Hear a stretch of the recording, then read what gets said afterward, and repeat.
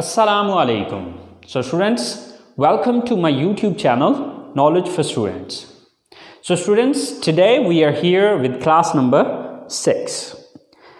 Class number 5 के अंदर हमने सिंपल क्वेश्चन के आंसर करना सीखा था कि किस तरह से हम हाँ में जवाब देंगे और किस तरह से ना में जवाब देंगे।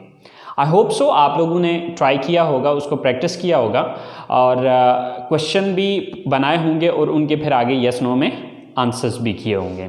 सो गाइस, आज हम आंसर्स को ही अंडरस्टैंड करेंगे, लेकिन आज हम ये चीज़ देखेंगे कि सवाल के अंदर से हम किस तरह से जवाब को निकालते हैं।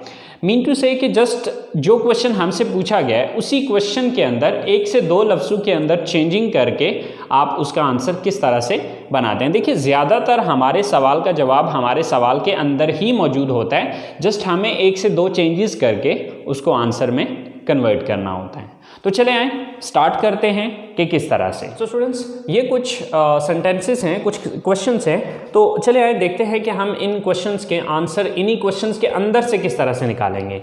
सो क्या आप कॉलेज जाते हैं?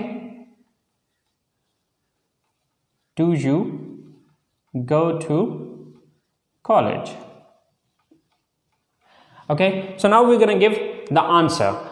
तो आप देखेंगे इसमें यही सारा सवाल रहेगा, आपको डू की जगह यस या नो लगाने की ज़रूरत है। यस, अब देखिए इसके दो ही पॉसिबल आंसर है, या तो यस होगा या फिर नो होगा। सो इस यू को चेंज कर लेना आई में, बाकी अगला सारा सेम टू सेम यही रहेगा। हाँ, अगर आगे को प्रोनाउन आ रहा है तो उसको चेंज करने की ज़रूरत है, बट प्रोनाउन चूँकि अभी डिटेल से हमने पढ़ा नहीं है, उसको अभी डिस्कस नहीं किया, इसलिए मैं उस डिटेल में अभी फिल वक्त नहीं जाऊँगा, लेकिन अगली क्लासेस में इंशाल्लाह उसकी भी डिटेल आपको बताऊँगा। सो यस आई, नेक्स्ट जो बकिया बचता है सवाल के अंदर सेंटेंस, वही सेंटेंस हम यहाँ पर लगा देंगे। So yes I go to college. So अगर आप इस आंसर को देखें तो हमने सिर्फ ये दो वर्ड चेंज किए, बाकी सारा वही सवाल वाला ही उठा लिया। अब इसी को अगर हम नो में कर दें तो यस की जगह लगाएंगे know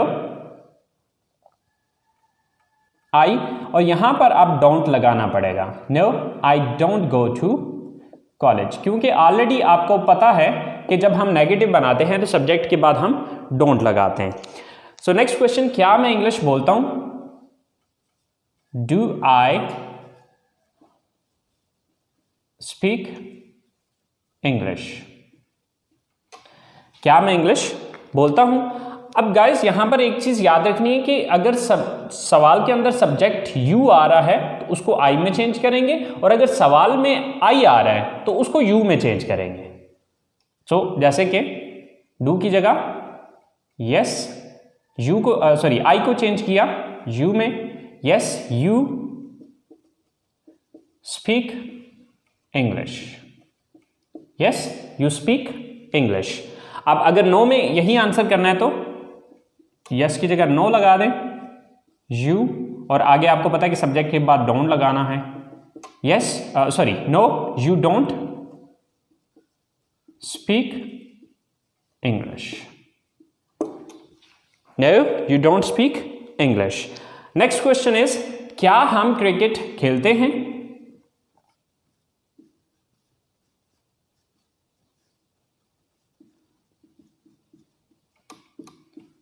do we play cricket? अब इसके दो पॉसिबल मीन आंसर्स हैं, बट इसमें ये जो वी है ये या तो वी ही रहेगा या फिर इसको यू में कन्वर्ट कर सकते हैं। अब देखना ये होगा कि जो बंदा सवाल पूछ रहा है वो अपने बारे में बात कर रहा है या आप खुद भी उसमें शामिल हैं। अगर तो वो सिर्फ अपने बारे में बात कर रहा है या अपने साथ जुड़े हुए कुछ और लोगों की बात कर रहा है, लेकिन आप खुद उसमें शामिल नहीं हैं, यानी कि जिस बंदे से सवाल कर रहा है वो बंदा उसमें शामिल नहीं है, तो फिर यू लगाएगा। अगर आप खुद भी उसमें शामिल हैं तो फिर उसमें आपको वी ही लगाना पड़ेगा। तो इसके दो पॉसिबल आंसर हैं, एक तो आप ये कहेंगे sorry yes we play cricket. देखिए वी उस सूरत में होगा कि अगर जिस बंदे से सवाल पूछा जा रहा है वो भी शामिल है, लेकिन अगर फर्ज करें वो बंदा खुद शामिल नहीं है तो इसकी जगह फिर हम वी नहीं लगाएंगे बल्कि यू लगा देंगे। Yes you play cricket. Okay, तो वी उस सूरत में होगा कि जिस बंदे से सवाल पूछा जा रहा है, ठीक है, वो खुद भी इसमें शामिल हो, ठीक है। और अगर वो बंदा खुद शामिल नहीं है तो फिर वी नहीं लगेगा, बल्कि आप वी यू में कन्वर्ट कर देंगे। सो अगर नो में आंसर करना हो तो नो, वी या यू, अब वो डिपेंड करता है क्वेश्चन पे। So don't play cricket, okay. So no, we are you don't play cricket. So हमारा नेक्स्ट क्वेश्चन है, क्या वो किताबें पढ़ते हैं? Do they read books? Do they read books? So do की जगह yes, next same to same, they read books. और अगर आप इसी को नो में लेके जाते हैं, no they don't read books. So guys, अब देखें कि हमने ये जो 4 क्वेश्चन बनाए हैं, इन क्वेश्चन के अंदर अगर हम देखें तो कोई लंबा चौड़ा चेंज नहीं किया हमने, सिर्फ एक शुरू में यस या नो लगाया है और आगे सब्जेक्ट को अगर ज़रूरत पड़ी है तो हमने जस्ट सब्जेक्ट को चेंज किया है। अब आगे मैं आपको ये चीज़ भी बता देता हूँ कि कौन कौन से सब्जेक्ट किस में चेंज होंगे और कौन से सब्जेक्ट चेंज नहीं होंगे। सो स्टूडेंट्स, ये वो वर्ड हैं जो कि आपके अगर सवाल के अंदर आ रहे हों तो आप उनको इनमें चेंज कर देंगे। अगर आपके सवाल के अंदर यू आ रहा है तो उसको आप आई में चेंज कर सकते हैं या फिर वी में चेंज कर सकते हैं। अब देखना ये होगा कि सवाल आप अकेले के बारे में पूछा गया या आप 2 या 2 से ज़्यादा लोग हैं। अगर अकेले हैं तो आई यूज़ करेंगे जवाब में, और अगर 2 या 2 से ज़्यादा लोग हैं तो फिर वी यूज़ करेंगे। अब अगर सवाल के अंदर आई आया तो उसको हम जवाब में यू में चेंज कर देंगे। अगर सवाल में वी आया है तो उसको वी में भी यूज़ कर सकते हैं और यू में भी यूज़ कर सकते हैं, क्योंकि अब ये डिपेंड करेगा कि सवाल किसके बारे में है। यानी कि सवाल जो है वो जो बंदा पूछ रहा है वो सिर्फ अपने बारे में पूछ रहा है या उसने आपको भी शामिल किया। अगर सिर्फ अपने बारे में पूछ रहा है तो आप यू का वर्ड यूज़ करेंगे, और अगर आपको भी साथ शामिल किया है तो फिर वी का वर्ड यूज़ होगा। अगर सवाल में योर आ रहा हो तो उसको माई में भी चेंज किया जा सकता है और अर में भी चेंज किया जा सकता है।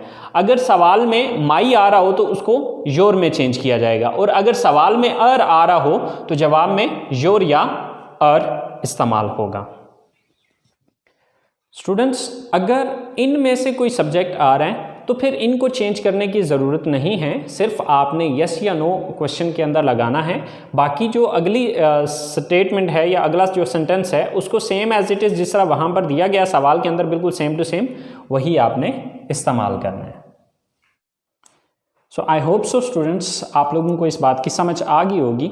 सो अब नेक्स्ट जो है वो मैं आप लोगों को 10 सवालात दे रहा हूँ जिनके आपने यस नो में आंसर करने हैं, और ये आंसर आपने बिल्कुल वैसे ही करने हैं जो तरीक़ाकार मैंने आपको अभी समझाया है। सो स्टूडेंट्स, ये 10 सेंटेंसेस ये हैं, देख लें ज़रा। Do you watch TV? Do they learn English? Do we use the computer? Do I sit here? Do you live in this city? Do we go to mosque? Do they go for morning walk? Do Asim and Amir study in this college? Do they work in this factory? Do you visit different parks? So guys, in sentences को आपने English में convert करना है। तो इंशाल्लाह यही sentences जो है वो मैं अगली क्लास में बनाऊंगा। तो आपने अपने सेंटेंसेस देख लेने कि आया कि जो सेंटेंसेस मैंने बनाए और आपने बनाए आया कि वो सेम है या उसमें कोई कमी बेशी है। So guys, I hope so आप लोगों ने क्लास को एंजॉय किया होगा। सो प्लीज़ गाइज़, अगर आप लोग इन वीडियो से कुछ सीख रहे हैं तो अपने दोस्तों को अपने जितने भी कॉन्टैक्ट्स हैं उनके साथ शेयर कीजिए इसको, ताकि आपके साथ साथ वो भी सीख सकें। और अगर आपने अभी तक मेरे चैनल को सब्सक्राइब नहीं किया तो प्लीज़ सब्सक्राइब कीजिए, और कोई भी चीज़ समझ में नहीं आती है तो प्लीज़ नीचे कमेंट्स बॉक्स में आप लोग ज़रूर मेंशन कीजिए। इंशाल्लाह I will try my level best to clear your confusions. So guys, you take care of your self and इंशाल्लाह hope to see you next time soon. अल्लाह निगहबान।